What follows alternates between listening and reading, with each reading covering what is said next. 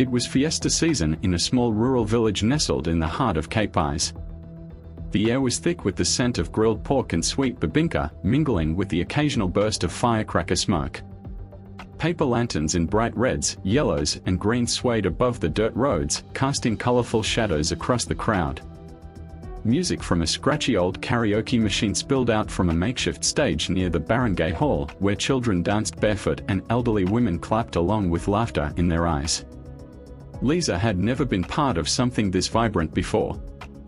At 16, she was the kind of girl people noticed because of how quiet she was.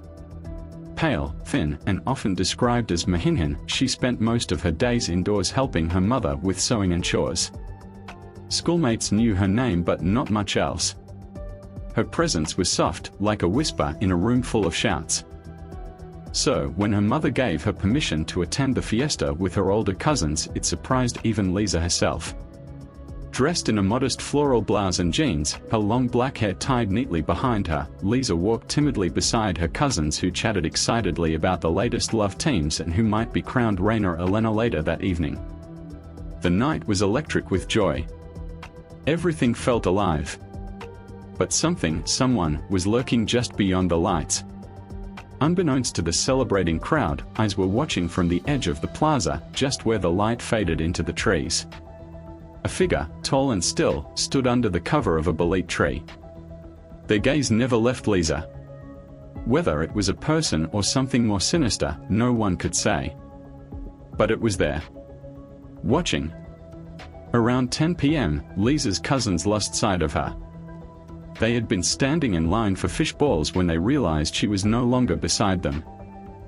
At first, they thought she had gone to the bathroom or followed another group of friends. It wasn't until half an hour later, when multiple calls to her phone went unanswered, that the worry began to settle in. They searched the plaza, checked the food stalls, the stage area, even the makeshift carnival rides. No sign of her. Her phone was later found abandoned near the edge of the forest path, screen cracked, with the wallpaper still showing a picture of Lisa and her mother at home. By midnight, the music had stopped. The laughter faded into whispers. Word spread quickly, Lisa is missing. Police were called, barangay tanards were dispatched, and volunteers carrying flashlights formed search groups. But as they combed through the forest, a strange chill swept through the air, one that silenced even the insects. Some claimed they heard whispers in the dark. Others said they saw fleeting shadows dart between the trees. Then, someone found a slipper. Just one. Small, white, and mudded. It was Lisa's. While people danced and sang, their voices rising like a chorus to the moonlit sky, Lisa stood quietly by the side of the road, sipping from a plastic cup of orange juice. The laughter and music seemed to fade into the background as a strange feeling crawled up her spine. Her gaze drifted toward the far end of the street, past the rows of lantern-lit stalls and towards the small chapel. There, under the flickering glow of an old streetlight, stood a man. He was unusually tall, dressed in all black from head to toe, with his hands tucked into his coat pockets. He didn't move. He didn't sway with the breeze. He just stood there motionless, unblinking, his face partially obscured by the shadows, but his eyes unmistakably locked onto Lisa. She squinted, trying to place him. He wasn't from their village. She was sure of that. In a place as small and tight-knit as theirs, strangers stood out, especially during the fiesta. He wasn't mingling, wasn't eating, wasn't watching the performances. He was just watching her. A chill ran down her arms despite the warm air. She quickly looked away, embarrassed by her own paranoia. I'm imagining things, she thought. Maybe he's just waiting for someone. Still, she couldn't shake the sensation. She turned to rejoin her cousins, laughing a little too loudly at a joke she didn't hear just to ground herself in the moment. They pulled her into a group photo, forced her to pose with halo in one hand and a peace sign in the other. She smiled for the camera, but her eyes kept darting back to the street light. He was gone. For a second, she felt relief, until her stomach dropped. The space where he had been standing was now completely empty, but there was no sign of him walking away. No fading footsteps. No movement at all. Just gone. Like he had vanished into the night air. Lisa didn't mention it to her cousins. She didn't want to seem dramatic or ruin the mood. But as the evening continued, the feeling of being watched only grew stronger. Every time she turned around, she thought she caught something, a flicker of black at the edge of her vision, a rustle of movement just beyond the lanterns, the faintest whisper carried on the wind. Her skin prickled. Her heart beat faster. Her legs felt heavier with each step. As they made their way to the dance area near the covered court, Lisa lagged behind. Her eyes scanned the crowd. Smiling faces. Drunken laughter. Children waving sparklers. Yet, she couldn't shake the sense that someone, or something, was behind her. Always just out of sight. Always close. Suddenly, she felt a hand brush her shoulder. She spun around. No one. The street behind her was empty. Her cousins were already several steps ahead, unaware. Lisa stood frozen for a moment, clutching her chest. The juice in her cup had gone warm. The night felt heavier now. Something was following her. And it wanted her to know. By midnight, the vibrant energy of the fiesta had begun to settle. The air still carried the faint scent of grilled meat and sweet caramelized banana, but the music had softened to mellow ballads. The crowd was thinning, older folks had quietly slipped away to their homes, and children, now exhausted from dancing and playing, were curled up asleep on benches and woven mats near the stage. The once lively streets had grown quieter, with only a few groups lingering around food stalls and makeshift karaoke corners. Lisa and her cousins had just finished a round of pictures near the chapel and were laughing about a boy who tripped while trying to impress his crush. They decided to head down a side street to buy cotton candy from an old man who always parked his cart near the sari sari store during fiestas. The side street was dimmer, lit only by a few flickering bulbs and the soft glow from hanging lanterns. As they walked, their chatter echoed off the walls of the narrow alley. Lisa, as always, stayed close behind, listening more than speaking. But when they reached the cotton candy cart and turned around to ask Lisa what color she wanted, she was gone. At first, they weren't alarmed. It was late and they assumed she had just stopped somewhere, maybe to tie her shoe or talk to someone she knew. They called her name, casually at first. Lisa. Day, San Ka. No answer. They laughed nervously, thinking maybe she was playing a prank. But after a full minute passed with no response, the tension started to rise. They retraced their steps, walking back the way they came, calling her name louder now. Still nothing. The group split up to search. Two went back to the chapel steps, thinking she might have wandered there again. Another checked the alley behind the bakery, where Lisa sometimes stopped to look at the cats that lounged on the windowsill. But everywhere they looked, the result was the same, no sign of her. They searched the empty benches, the small park beside the chapel, even peeked behind the stage where musicians were packing up. Still nothing. Her name was now being called with panic. A crowd began to gather. People pulled out their phones and called her, but it just rang and rang. Eventually, someone found her phone near a bush behind the chapel. The screen was cracked. The wallpaper still showed her and her mother smiling at a birthday party. A barangay tanod arrived and the news spread quickly, Lisa was missing. But what chilled everyone wasn't just her sudden disappearance, it was the complete lack of any trace. No one had seen her wander off. No screams. No struggle. No witnesses. It was as if the air itself had swallowed her whole. One of the elders, who had lived in the village all her life, whispered something that unsettled even the bravest in the group. This isn't the first time someone disappeared during the fiesta, and the nightmare was only beginning. And that was only the beginning of the village's most haunting and bizarre case. Panicked and out of breath, Lisa's cousins rushed to her mother, who had just begun packing up their stall near the plaza. At first, she thought it was a misunderstanding. Maybe Lisa had gone to the restroom or was playing with the other teenagers.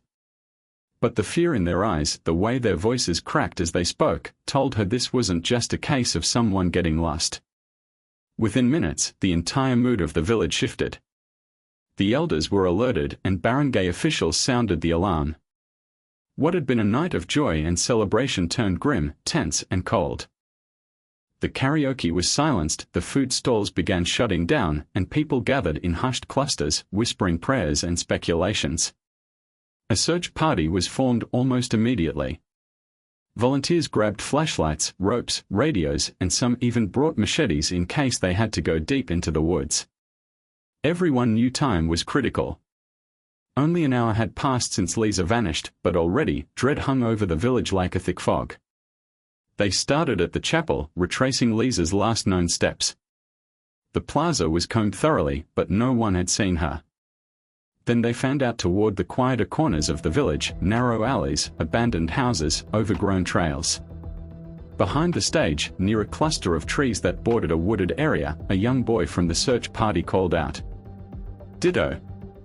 May Nikita AKO!" Everyone rushed over. There, half buried in the damp grass, was a white handkerchief. It looked delicate, old-fashioned. Someone picked it up carefully, and under the beam of a flashlight, the embroidery became clear: Lisa.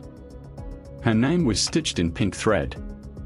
The cloth was damp and cold to the touch. As it was passed around, several people noticed something strange. An odor clung to it. Not just earth or mildew, but something sour and unnatural.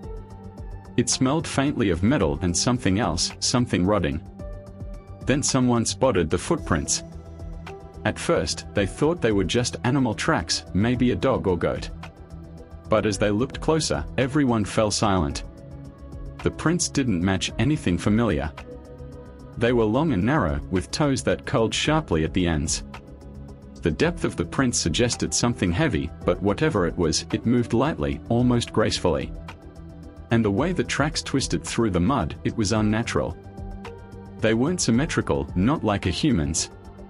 One set of prints even trailed up the side of a tree before vanishing entirely.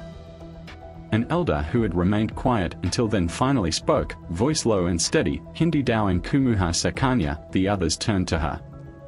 "Sa mga kwento noon, may nilalang sa gubat. Hindi nakikita, pero kumukuha in daw tuin pista." A shiver ran through the group. Still, they pressed on. The search extended deeper into the woods. Flashlights flickered. Radios crackled. The air grew colder. And in the distance, someone thought they heard a soft humming. A girl's voice. Lisa's voice. But when they ran toward it, there was nothing there. The morning after Lisa's disappearance, the village felt different. The bright colors of the fiesta decorations now looked faded under the overcast sky. No one played music. No children laughed in the streets. The smell of grilled food had been replaced by the damp scent of earth and fear. As villagers gathered near the chapel to continue the search, a figure approached from the northern road. He was tall and gaunt, dressed in faded clothes and a woven hat that shaded his eyes.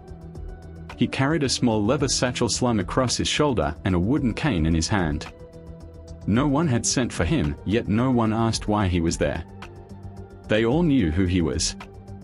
Mangisco, an old albulario from the neighboring town, had arrived. Word spread quickly. People said Mangisco had a gift, an ability to feel things others could not. He rarely left his home unless the spirits urged him to do so. And now, here he was, standing in the heart of the village as if drawn by something he couldn't ignore. He didn't greet anyone. Didn't speak. He simply closed his eyes, placed a palm on the damp earth, and listened. The crowd watched in complete silence. After a long moment, he opened his eyes and whispered, "This wasn't an ordinary disappearance." The crowd leaned in. "Something marked the girl," he continued, his voice low but firm. "She was chosen." He asked to see where her handkerchief was found. The villagers led him to the wooded area behind the stage. There, Mangisco took out a small bundle of herbs, lit a candle, and muttered a prayer under his breath. As the flame flickered wildly, he shook his head and turned back to them. "May nilalang in a pumasok kagabi," he said. "At Hindi ito daw." Then, he told them the tale. Long ago, before the roads were paved and electric lights hung in the plaza, the villagers knew to be cautious during pista season. Amid the joy and celebration, a creature known only in whispers would come down from the mountains. It was called Aswang, a shape-shifting being that could blend into human crowds. It disguised itself as someone ordinary, even friendly. No one ever suspected. But it had a purpose. Each year, it selected a girl from the crowd, always someone soft-spoken, pure of heart, and rarely noticed. The quieter, the better. The more innocent, the sweeter the scent of her soul.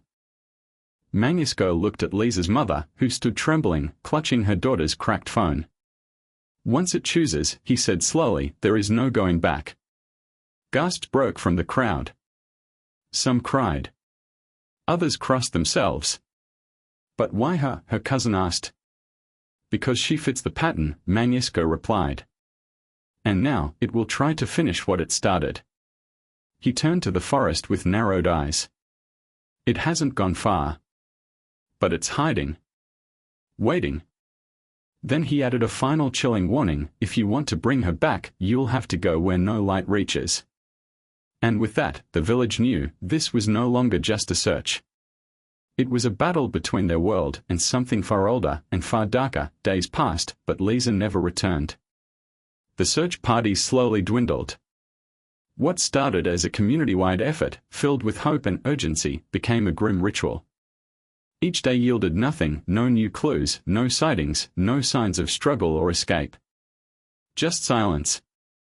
A deafening, haunting silence that settled over the village like a curse.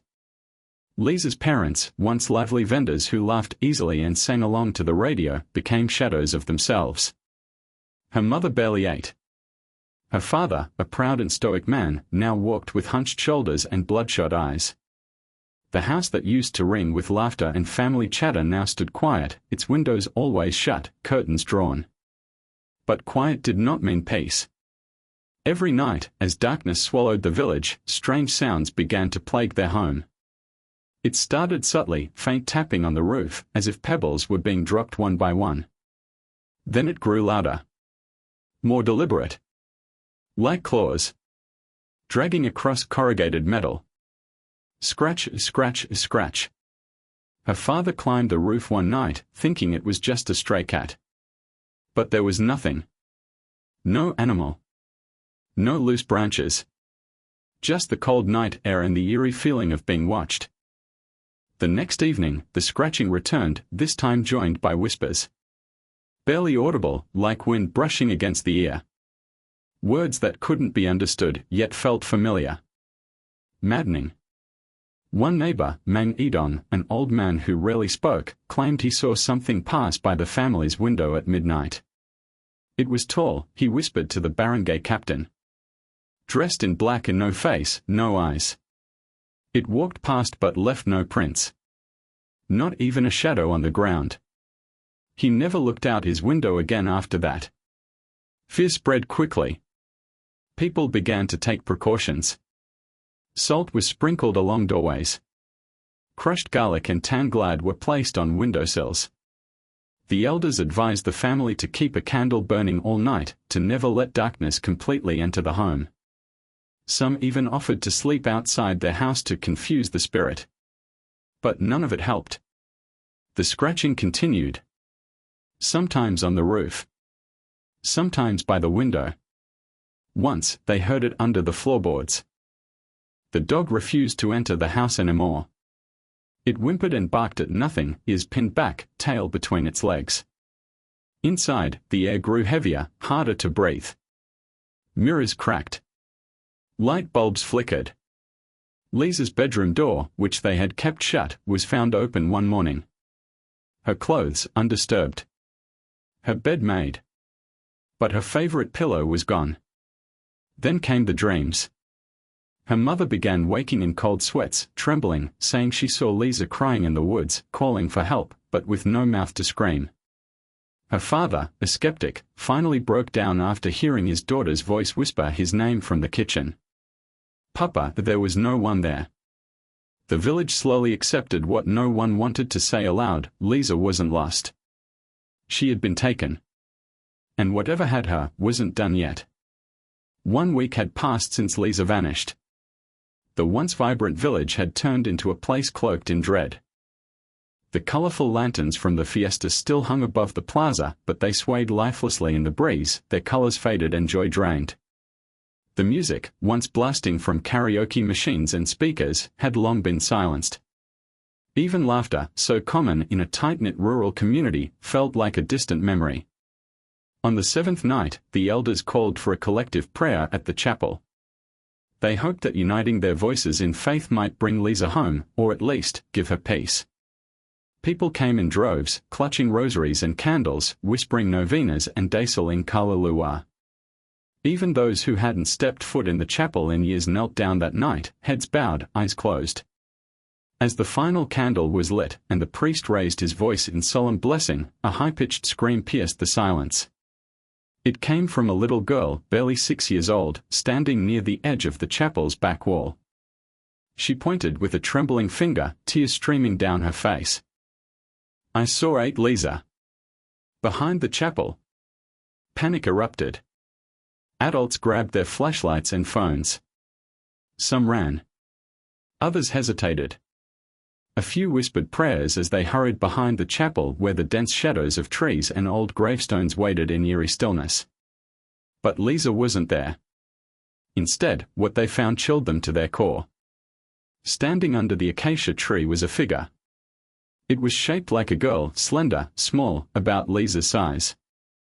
But its face was empty. Smooth and featureless, like skin stretched over bone. It had no eyes, no mouth. No expression. It didn't move. It didn't breathe. It simply stood, motionless, as if it had always been there. In its hand was a white cloth. Someone stepped forward and shone their flashlight on it. Lisa's handkerchief. Embroidered with her name in pink thread. As the villagers inched closer, hearts racing, mouths dry, the figure began to fade. Not in a blur, not like a person running. It dissolved, slowly and deliberately, into a trail of thin grey smoke that drifted into the night air. A cold wind swept through the chapel grounds, extinguishing half the candles. No one spoke. Some screamed. Others simply wept. From that night on, everything changed. The story of Lisa became legend. And every year during the village fiesta, something dark lingered. A coldness in the air. Flickering lights. Animals that refused to enter the plaza. And always, without fail, one girl would go missing. Quiet, kind, unnoticed. Just like Lisa. The elders no longer saw the fiesta as a celebration. It became a warning. A tradition laced with fear. They now tell their daughters, don't wander alone. Don't talk to strangers. And never stare too long at someone you don't recognize. They might not be human. Because once the creature chooses, it never forgets. So ask yourself, what would you do if one of your friends vanished in the middle of a celebration without a single trace? Would you search? Would you pray? Or would you wonder if she ever really left at all?